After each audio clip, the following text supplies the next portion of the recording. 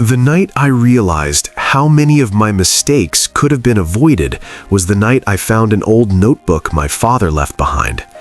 It was a quiet Tuesday evening, the kind where the house feels heavier than usual. My wife had gone to bed early after another tense dinner, and my son barely looked up from his phone when I tried to start a conversation. I remember standing alone in the kitchen, listening to the low hum of the refrigerator and the ticking of the wall clock. Those sounds felt louder than they should have, almost like the house itself was reminding me how silent my life had become. I wasn't always this distant from my family. Years ago, our home used to feel warm, loud laughter at the dinner table, the smell of burnt toast on rushed mornings, my son asking endless questions while my wife teased me for reading philosophy books at breakfast. Back then, I believed success was simple, work harder than everyone else. And for many years, that belief seemed to work. I built a good career. Long hours at the office turned into promotions. Promotions turned into more responsibility. I told myself I was doing it for my family. But slowly, something began to change. Not all at once, just little things. My wife stopped waiting up for me at night. My son stopped telling me about his day. And the silence at our dinner table grew longer every week. One evening, while cleaning out the garage, I found a small leather notebook tucked inside an old box of my father's things. The cover was worn and soft, the pages yellowed with time. Inside, written in my father's careful handwriting, was a single line attributed to the ancient philosopher Pythagoras. "Silence is better than speaking when your words carry no wisdom." I stared at that sentence for a long time, because suddenly I realized something painful. For years, I had been speaking constantly, giving instructions, correcting mistakes, arguing about money, complaining about stress. But wisdom? I'm not sure I had offered my family much of that. And that night, I began to understand that some lessons arrived decades too late. I sat there in the garage longer than I expected to. The air smelled faintly of motor oil and old cardboard, and the small lamp above my workbench cast a soft yellow circle across the pages of that notebook.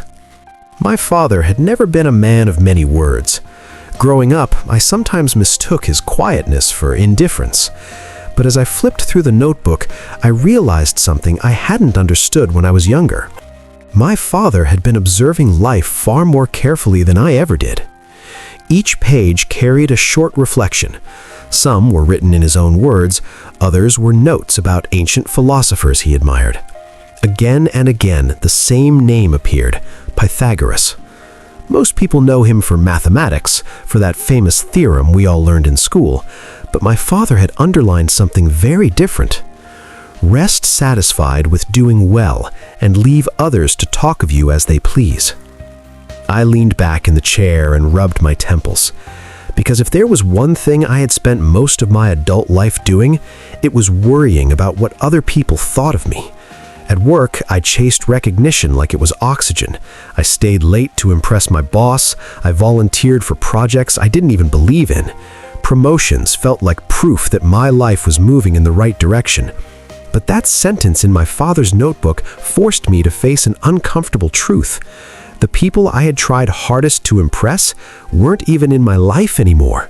Some had moved to other companies, others barely remembered my name. Yet the people who had always been there, my wife, my son, my family, had slowly learned to live without my presence. That realization sat in my chest like a heavy stone. And then I turned the page. Another lesson from Pythagoras was written there in careful ink. Choose always the way that seems the best, however rough it may be. I swallowed quietly, because deep down, I knew I hadn't been choosing the best path for a long time. I had been choosing the easiest excuses. I kept reading long after midnight. The garage had grown colder, and the house above me was completely quiet. At some point, the clock struck 12, and the sound echoed faintly through the walls. My father's notebook rested in my hands like a conversation that had waited years to happen. Another line caught my attention. Do not say a little in many words, but a great deal in few. Pythagoras. I almost laughed when I read it. Not because it was funny, but because it described something I had been doing wrong for most of my life.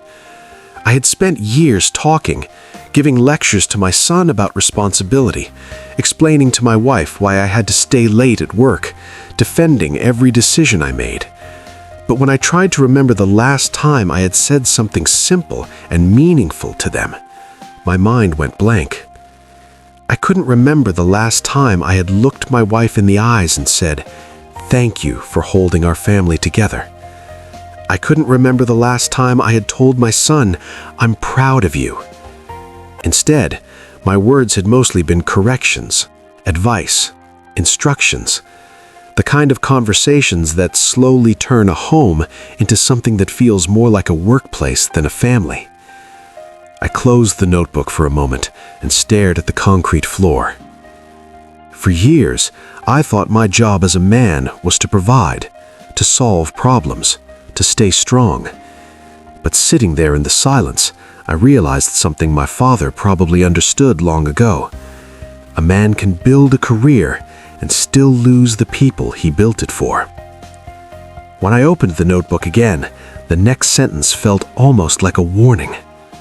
Above all things, respect yourself. At first, I didn't understand why my father had underlined that line 3 times, but slowly, the meaning began to settle in. Because the truth was, I hadn't been respecting myself either. I had been living a life that looked successful from the outside, but felt strangely empty on the inside. And that night, I began to wonder something that frightened me a little. What if the life I spent decades building wasn't the life I actually wanted? I didn't sleep much that night. The notebook stayed on my bedside table, and every time I closed my eyes, those short sentences echoed in my mind like quiet questions I had avoided for years. By morning, the house had returned to its usual routine. My wife moved quietly around the kitchen, making coffee. My son grabbed a piece of toast without looking up from his phone. The same familiar sounds filled the room, the kettle boiling, the soft scrape of a chair across the floor. And yet, something felt different. For the first time in a long while, I wasn't rushing out the door thinking about emails or deadlines. I was simply watching them.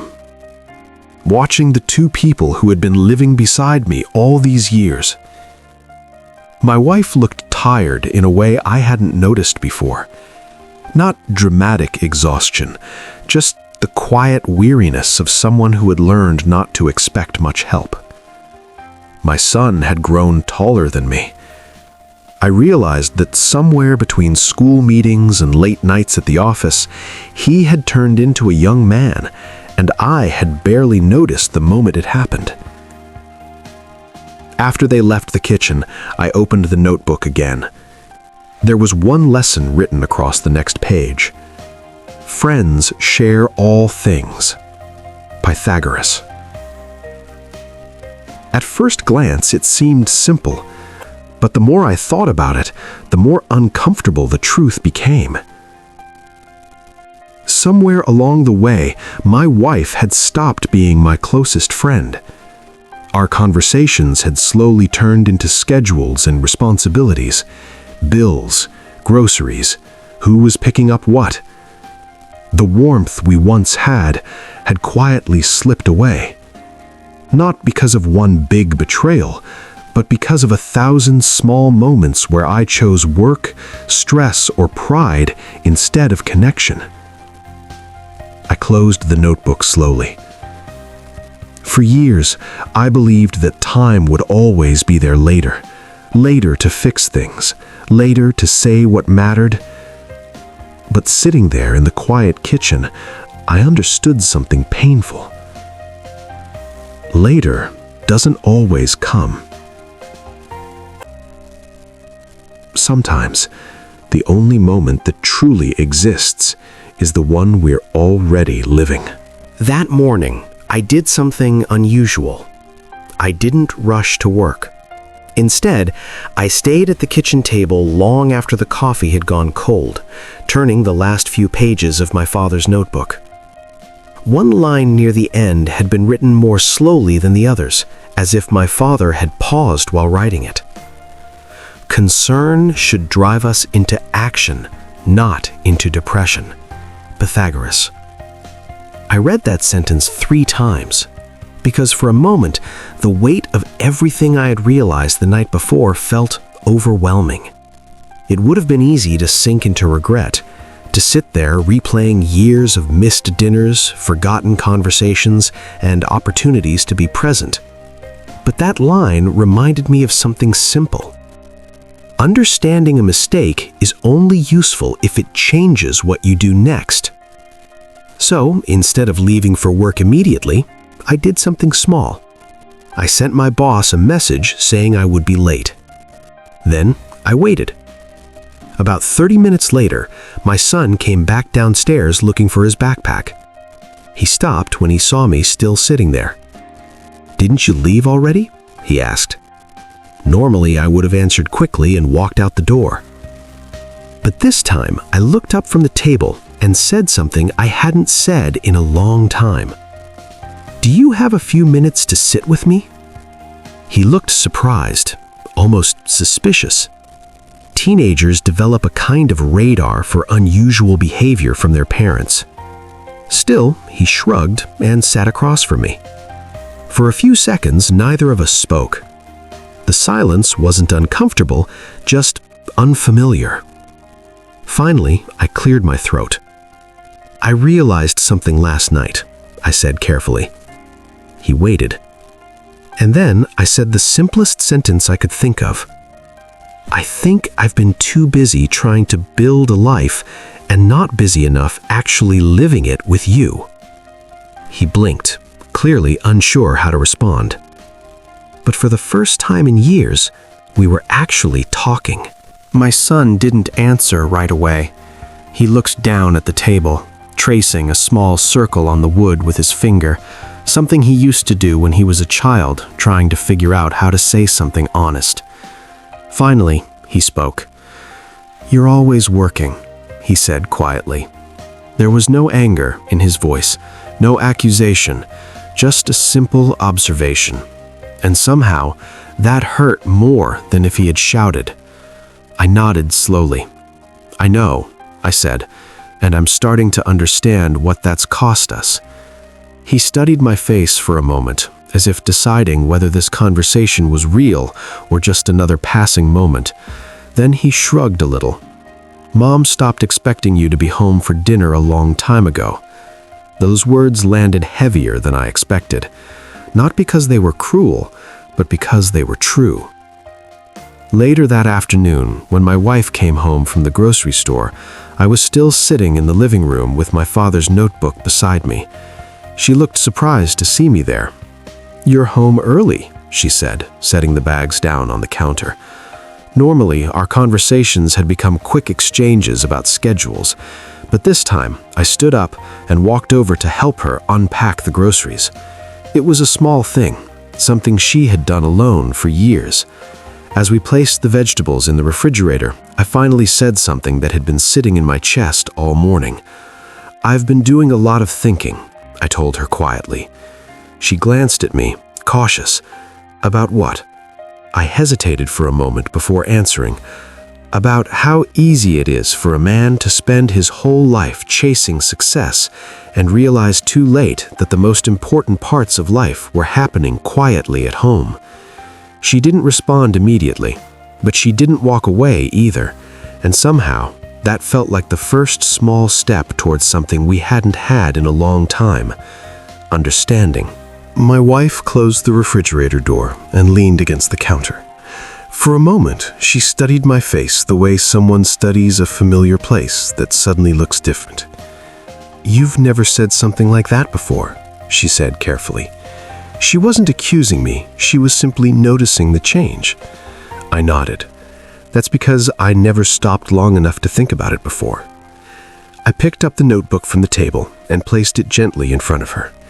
This belonged to my father, I explained. She opened it slowly, turning a few of the yellowed pages. Her fingers paused on one of the sentences written in careful handwriting. Choose always the way that seems the best, however rough it may be. Pythagoras. She read the line quietly, then looked back at me. So what does that mean for you now? She asked. It was a simple question, but it carried the weight of many years. I took a slow breath before answering. It means I've been choosing the wrong things, I said honestly. Not because I didn't care about this family, but because I thought providing was the only way to show that I did. The kitchen was quiet again. Outside, I could hear a neighbor's dog barking somewhere down the street. Finally, my wife spoke. We never needed perfection, she said softly. We just needed you to be here. Those words stayed with me for a long time, because they revealed something most men realize much later in life. The people who love us rarely ask for grand gestures. They ask for presence, for attention, for time. That evening, the three of us sat at the dinner table together. Nothing extraordinary happened, no dramatic speeches, no sudden transformation. Just a simple meal, shared slowly. But for the first time in years, the silence between us didn't feel empty. It felt peaceful. And I realized something my father had probably understood all along. The most important victories in a man's life are rarely the ones the world applauds. They are the quiet ones that happen at home. That old notebook still sits on my desk today. Sometimes I open it just to remind myself how easy it is to drift through life believing we have more time than we actually do. The wisdom of Pythagoras wasn't really about numbers or formulas. It was about balance, discipline, and understanding what truly matters before it's too late. My life didn't become perfect after that night, but it became more honest and more present. And now I often wonder something. Have you ever realized an important life lesson a little too late? If this story spoke to you, share your thoughts below. And don't forget to follow along for more quiet stories about life, family, and the lessons that shape us.